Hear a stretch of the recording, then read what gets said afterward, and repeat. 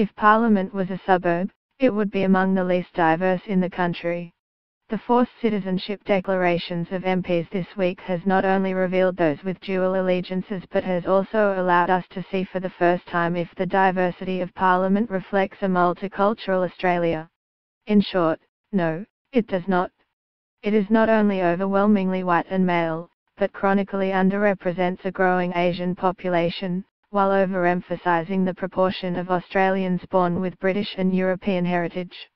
On Wednesday, Prime Minister Malcolm Turnbull said Australia was the most successful multicultural society in the world, but that success has not transferred to the seats of our highest representatives, where only 40% of politicians have at least one parent born overseas, compared to 53% of Australians.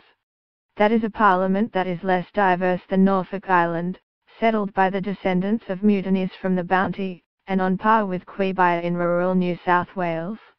If Parliament was a suburb, it would be Frankston in Victoria, North Araby in Sydney, or Clayfield in Queensland, where up to 60% of residents have two Australian parents.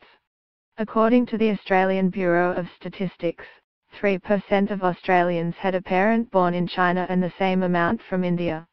Yet not a single child of the more than 1.5 million members of the Chinese and Indian diaspora holds a seat in Parliament.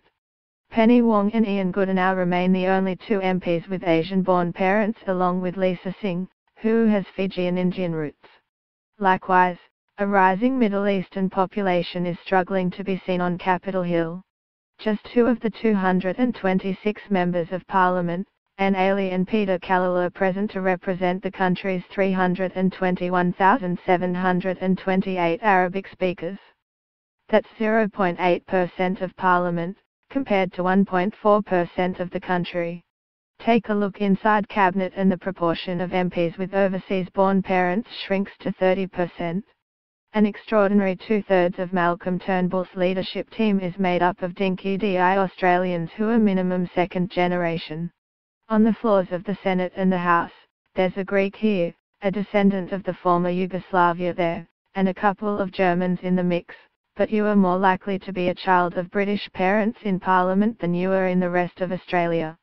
10% of parliamentarians are the children of British parents compared to 6% of the rest of the country, while Australia's Indigenous population, which makes up 2.8% of the total population, is represented by 2% of Parliament. We've had two generations of non-European migration, but there is the cultural default we have in Australia, a certain image of leadership that is always inclusive of diverse backgrounds, said Australia's Race Discrimination Commissioner Tim Southfarr-Macy. The danger of having a homogeneous parliament is a narrow view of the lived experience of race and ethnicity. Research by the Australian Human Rights Commission last year found 95% of parliamentarians came from Anglo-Celtic European backgrounds, figures that were reflected among the CEOs of the top 200 companies on the Australian Stock Exchange, across the public service and in the executive of universities. We've had conversations about gender but not cultural representation, and political parties have regarded this as an issue requiring special attention, Dr. Southfarr-Macy said.